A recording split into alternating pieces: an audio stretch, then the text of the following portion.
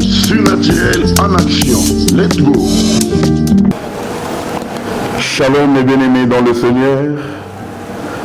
Je vous salue tous et partout où vous nous suivez, chers frères et sœurs, les héritiers du trône. Laissez-moi vous dire que Dieu vous aime beaucoup. Et moi-même, son serviteur, la sentinelle, je vous aime beaucoup. Soyez bénis, vous qui nous suivez. En tout cas, je suis très reconnaissant, très reconnaissant. Continuez, n'est-ce pas, à suivre votre chaîne télé du surnaturel, la chaîne qui vous transmet, n'est-ce pas, la vie, des bonnes nourritures qui vivifient. Je sais que vous ne serez jamais déçus. Merci, merci. Je reviens encore, mes bien-aimés, je reviens pour la continuité de notre sujet de la fois passée, l'abondance.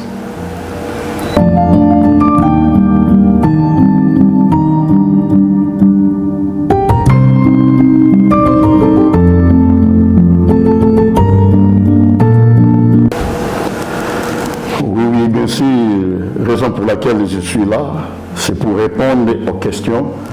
Et surtout que n'hésitez pas à nous poser des questions. Écrivez-nous sur notre numéro qui est sur vos petits écrans ou soit sur notre chaîne YouTube. Écrivez vos questions. Mes bien-aimés, vous serez satisfaits. Nous sommes là pour vous.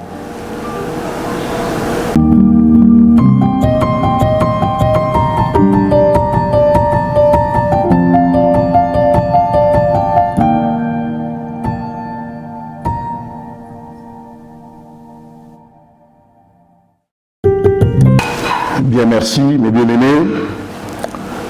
Comme je venais de dire tout à l'heure, que je suis là, je suis disponible pour vos questions.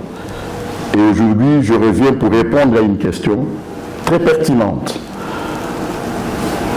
Voilà, comment travailler la spiritualité, c'est ça la question. Parce que la fois passée, j'avais dit que l'abondance commence par la spiritualité. Comme Job a dit, en réalité, dans l'homme, c'est l'esprit. Laissez-moi vous dire que tout ce que nous vivons physiquement, tout ce que nous rencontrons dans la vie physique, commence d'abord spirituellement. Il faut savoir une chose, une fois que tu échoues dans la spiritualité, tu échoueras aussi physiquement. Voilà pourquoi nous devons travailler notre spiritualité, la rendre très efficace et très forte, très puissante, car la vie physique en dépend.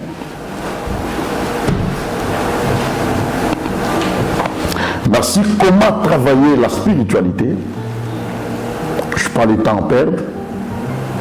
Je vais commencer par le livre de Romains, Romains chapitre 10, le 17e verset. Écoutez ce que la Bible dit. La Bible dit, la foi vient de ce qu'on attend, et ce qu'on attend, c'est la parole de Dieu. On nous parle de la foi.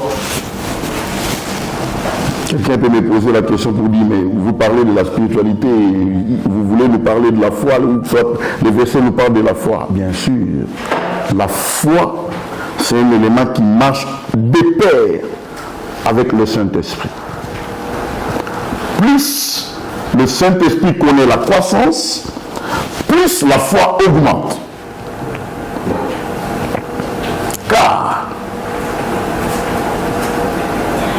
la foi ne se fait pas voir, mais elle se laisse voir par les actes. Or, pour poser les actes, la Bible dit, c'est poussé par l'Esprit que les hommes ont parlé de sa part. Et la Bible dit encore, c'est Dieu qui crée en nous le vouloir et le faire. Et si ici on doit nous dire que la foi vient de ce qu'on entend, et ce qu'on entend, c'est la parole de Dieu. N'oubliez pas que la parole, c'est Dieu, c'est la personne de Dieu.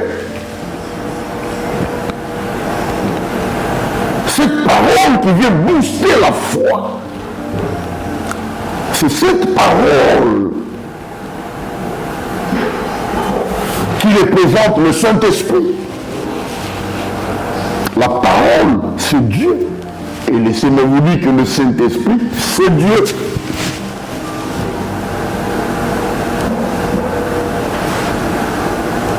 Comment travailler la spiritualité? Il faut se donner à la parole. Savoir lire les Écritures saintes.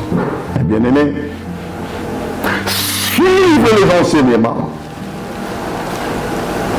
Là où il y a des séminaires, où on parle de Jésus, partez.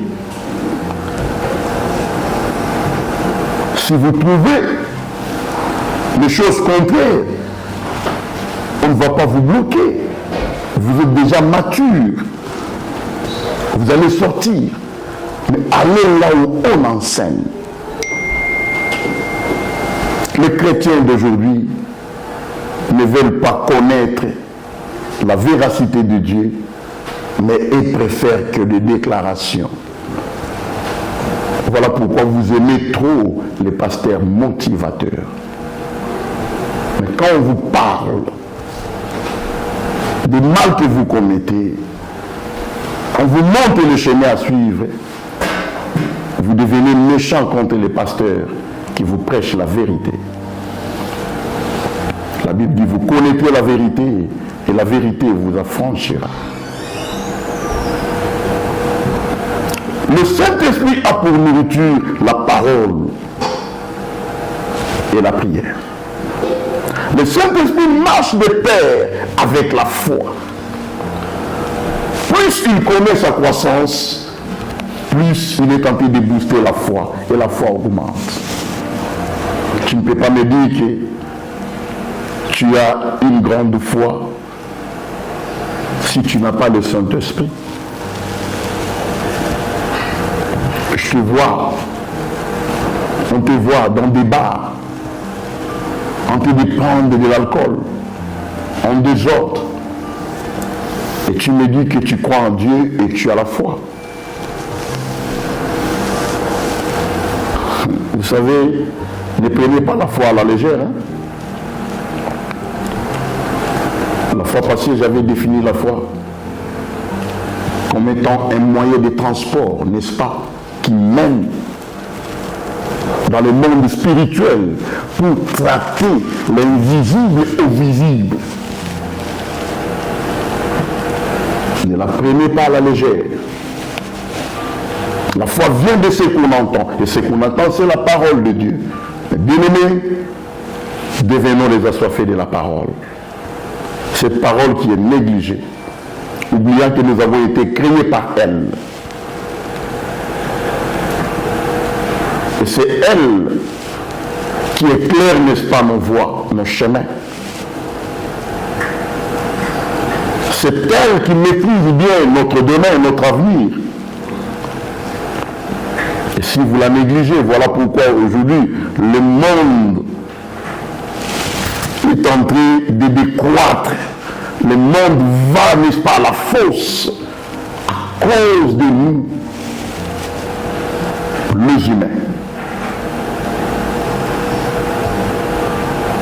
C'est à cause de nous. Pourquoi? Parce que nous avons tourné le dos à la parole.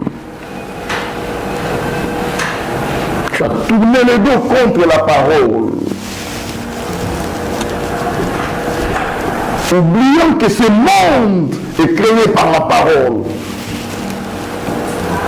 Ce n'est pas le diable qui a créé ce monde. Le diable est venu aussi dans ce monde comme un envoyé pour faire aussi son travail. Chacun a sa part de responsabilité. Mais le créateur de ce monde, c'est cette parole que je prêche. La parole que vous négligez, chers serviteurs de Dieu. Vous ne voulez plus de la parole, mais vous vous penchez à des pratiques, des vaines pratiques, des pratiques inutiles qui ne construisent pas. Au lieu de montrer aux enfants de Dieu le chemin à suivre, la voie de Dieu, Vous les amenez dans des pratiques, des applications d'huile, des applications de pétrole et consorts. Vous serez jugés, mes bien-aimés. S'il vous plaît, chers serviteurs, retournons, n'est-ce pas, à la parole de Dieu. Apprenons la véracité de Dieu. Ça va nous aider. Transmettons, n'est-ce pas, la pensée divine à son peuple. Le peuple de Dieu a besoin de découvrir, n'est-ce pas, la véracité de Dieu, de connaître les principes de Dieu, le mécanisme, comment Dieu fonctionne, le fonctionnement de Dieu. Mon peuple périt faute de connaissances. Nous venons à l'église pour apprendre, n'est-ce pas, de Dieu. N'amenons pas à l'église, n'est-ce pas, nos vies privées, nos pasteurs, des histoires inutiles qui ne construisent pas. Tes biens, c'est à toi. À quoi ça va édifier ton histoire-là, de tes biens, tes vêtements, tes maisons, les voyages effectués, les diplômes que tu as? On n'en a pas besoin à l'église. Parle de Dieu. Peuple de Dieu, n'attendez pas de motivation. Ça ne construise pas. Cherchez à connaître, n'est-ce pas? Vous connaîtrez la vérité et la vérité vous affranchira. Comment travailler la spiritualité? Nous devons nous donner à la parole. Savoir écouter la parole et la mettre en pratique. Écoutez ce que la Bible dit dans Deutéronome 28, 1 à 3. Si tu obéis à la voix de l'Éternel, ton Dieu, en la mettant en pratique, l'Éternel te donnera la supériorité sur les nations. Je parle d'abord de la première partie, l'obéissance à la voix de Dieu. Tu ne peux pas obéir à sa voix si tu ne l'as pas entendu. Tu dois commencer par entendre. C'est alors que tu vas obéir. L'obéissance, c'est savoir mettre en pratique ce que tu as entendu. La formule est simple. Vous vous compliquez pour rien. Et vous êtes en train de compliquer vos vies. Pour rien, vous-même. C'est facile. Vous êtes trop pressé. Et voilà pourquoi vous échouez. Vous déviez le chemin. Vous n'irez plus loin. Vous n'irez pas loin parce que vous êtes pressé. Soyez patient. Restez en place. Et voyez combien l'Éternel va vous accorder la délivrance. Ah, Moïse, que Dieu te bénisse. Restez en place. Pas des agitations inutiles. L'autre est béni. Il a acheté des maisons, des véhicules. Mais ce n'est pas grave. C'est mon frère, Dieu l'a béni. Mon temps arrive. Ça, c'est son temps. Il est marié. Et c'est son temps. Ton temps arrivera. Sois patient. Reste là. Le panier circule encore. Merci. J'avais dit que la foi et le Saint-Esprit marchent de pair. Alors, le Saint-Esprit a pour nourriture la parole ainsi que la prière. Plus tu performantes, n'est-ce pas, ta connaissance à la parole de Dieu, plus il y a la croissance spirituelle, l'onction déborde, et le Saint-Esprit à son tour fait booster la foi et la force augmente. Alors, nous devons nous donner à la parole. Car tout ce que nous vivons sur terre s'y trouve. Dieu a tout prévu, n'est-ce pas, dans sa parole. Tout est là. Lisez la Bible. Suivez les enseignements. Si vous avez des questions sur ce que vous ne comprenez pas, voyez ceux qui ont la connaissance à la parole. Nous sommes nombreux dans ce monde. Ici, là où je suis, à l'état de Washington, il y a beaucoup de serviteurs de Dieu, qui parlent bien. Approchez-les pour poser la question. Nous sommes là aussi. Venez, posez-nous des questions si vous ne comprenez pas. Nous allons vous transmettre le peu que nous avons comme connaissance.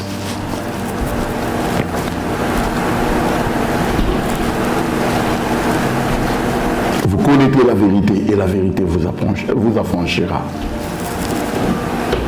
L'écoute et savoir mettre en pratique. C'est des choses. Et la troisième chose, c'est la prière.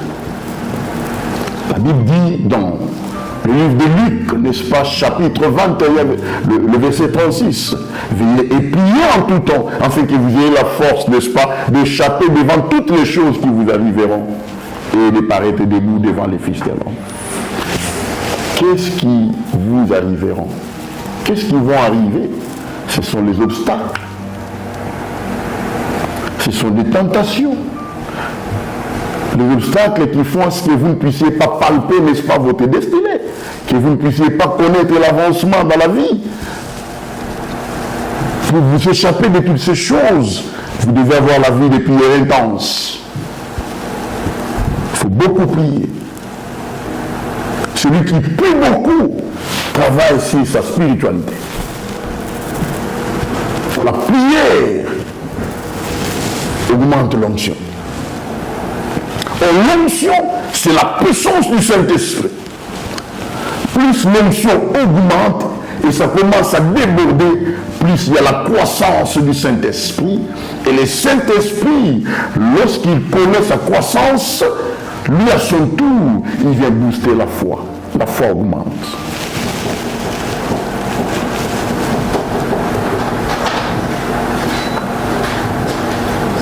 Merci mes bien-aimés. Il faut bien comprendre ces choses. Dieu est un Dieu de principe. Tu veux aujourd'hui à l'église, tu veux seulement trouver les mariages aujourd'hui. Tu viens aujourd'hui parce que tu es malade, tu es venu à l'église avec ta maladie et tu veux à ce que tu sois guéri qu'aujourd'hui. Qui t'a dit ça?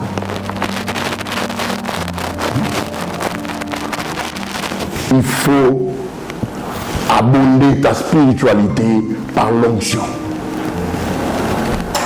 Si tu es malade, écoutez qu'est-ce qui se passe avec les maladies et consorts. Lorsque nous imposons les mains pour prier aux malades, nous transmettons l'onction. Et si tu n'as pas d'onction, n'impose pas la main. Parce que si cette maladie est spirituelle, ça peut se transférer en toi. Ces démons peuvent se transférer en toi et tu deviens aussi malade. Nous imposons la main pour communiquer l'onction. Et plus l'onction augmente à la personne malade, plus la maladie se rabaisse. Ça diminue. Ça diminue, son efficacité diminue. Plus l'onction augmente, plus la maladie s'éloigne. Plus l'onction augmente, plus la maladie s'éloigne. Je peux vous donner une illustration, c'est comme l'eau et je peux prendre la bouteille de coca et l'eau. Vous voyez la couleur, car le coca, c'est la couleur noire. Si tu mets le coca dans une vase et tu veux disparaître, tu veux dissoudre cette couleur noire, tu dois utiliser l'eau. L'eau, c'est l'image, n'est-ce pas, d'onction. Et le coca, cette couleur noire-là, c'est l'illustration de la maladie, l'illustration des esprits impurs qu'on sort. Et si tu veux dissoudre cette couleur, une fois le goût de ces coca, il faut remplir la vase où tu as mis le coca avec l'eau. Et plus tu mets de l'eau, plus cette couleur disparaît, plus le goût du coca aussi disparaît. Alors il faut vraiment une bonne quantité d'eau. Voilà, c'est pareil. Lorsque nous prions pour les malades, nous ne faisons que communiquer l'onction. Alors, pour que les choses se matérialisent, pour vivre l'abondance physiquement, il faut travailler la spiritualité. Et comment travailler la spiritualité? C'est ce que je viens de dire. Sois attentif à la parole, savoir la mettre en pratique et sois un homme de prière.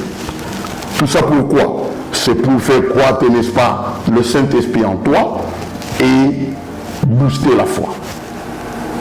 C'est ça, travailler sur la spiritualité.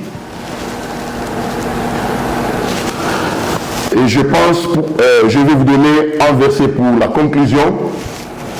Proverbe 21, le 5e verset.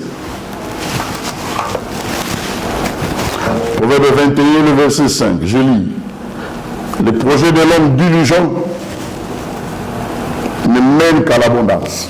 Je m'arrête par là. Parce que la partie B là, ça ne m'intéresse pas, mais je peux lire. Mais celui qui agit avec précipitation n'arrive qu'à la 17. Vous échouez parce que vous êtes pressé dans la vie. Un chrétien n'a jamais été pressé. Même pas. Un chrétien n'a jamais été pressé. Même si vous partez dans des concours, vous partez, je ne sais pas moi, faire les tests et qu'on sort, ne soyez pas pressé. Si la fonction t'appartient, ceux qui vont te précéder échoueront. Cet examen va attendre que ton arrivée. Alors ne soyez pas pressés. Et surtout si tu es sûr avec ton Dieu, tu marches dans la crainte de Dieu, tu pratiques la parole de Dieu, sois patient. Sois patient. Vous savez, en Égypte, le roi a fait le rêve. Il a fait appel à tous les magiciens et consorts. Joseph n'était pas encore là et il n'était pas pressé. Ces gens sont venus et ils n'ont rien fait. Cette interprétation attendait que Joseph. Pareil avec Daniel. Les gens sont venus. Ils ont tapé tous à côté. Et ça devait attendre Daniel. Alors ne soyez pas pressés dans la vie. Savoir faire confiance à Dieu. Voilà. Écoutez ce que ce verset nous dit. Le projet de l'homme diligent ne mène qu'à l'abondance. C'est qui l'homme diligent? L'homme diligent, c'est la personne attentive. Une personne qui est attentive à la parole. Lorsque la personne vient à l'église, elle suit la parole attentivement. Ce n'est pas comme les chrétiens d'aujourd'hui. Dans l'église, vous chattez sur vos téléphones, vous écrivez à vos amis, vous suivez le TikTok à l'église, des bêtises même, de militer des gens dans des TikTok, vous les suivez à l'église. Tu n'es pas attentif, mon frère. Bientôt là, je pense que je parlerai de venir à l'église et venir, les deux aspects, venir à l'église et venir à Dieu. Des aspects différents. Je vais parler de ça. Venez le 24 février, je parlerai de ça. Je vous promets déjà. Merci. L'homme diligent, c'est la personne attentive, premièrement. Et deuxièmement, c'est la personne qui agit rapidement. Ça veut dire, elle écoute pour ne pas tarder à l'agissement. Comme notre frère Paul, il a entendu la voix. Pourquoi, Saul, pourquoi me persécutes-tu? Qui es-tu, Seigneur? Alléluia. J'aime bien cette histoire. Je parlerai de ça. Voilà. La personne, n'est-ce pas, diligente, c'est la personne qui est attentive, premièrement, et qui agit rapidement avec efficacité. Ça veut dire que tu as la sensibilité spirituelle, comme l'a dit mon fils. Shadrach, sois béni, mon fils. Un très bon enseignement.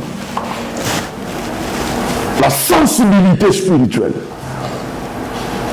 Vous avez une personne attentive, c'est la personne, n'est-ce pas, qui cherche à découvrir la vérité, qui veut connaître, qui veut tout connaître. Et lorsqu'il connaît, il ne tarde pas, n'est-ce pas, à agir. La personne agit rapidement. Vous voyez? Elle agit rapidement. Et puis,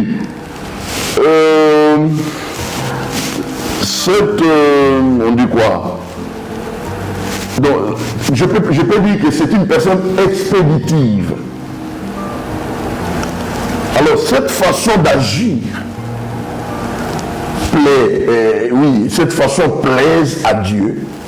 Et le Seigneur vient te renforcer pour être efficace. Parce qu'il a vu ton désir ardent. Il a vu le désir ardent en toi. Et lorsque tu vas agir très efficace. Donc tu vas agir efficacement. Pourquoi? Parce que Dieu a vu ton désir ardent. Il vient à ton soutien. Il vient te soutenir pour que tu sois efficace. C'est alors que les surnaturels se manifestent. Les choses qui dépassent l'entendement humain. Merci. Que le Seigneur vous bénisse. Je peux m'arrêter par ici. Je voulais juste vous donner ces versets pour conclure mon message, comment travailler la spiritualité. Que le Seigneur vous bénisse. À la prochaine émission. Nous sommes là pour vous.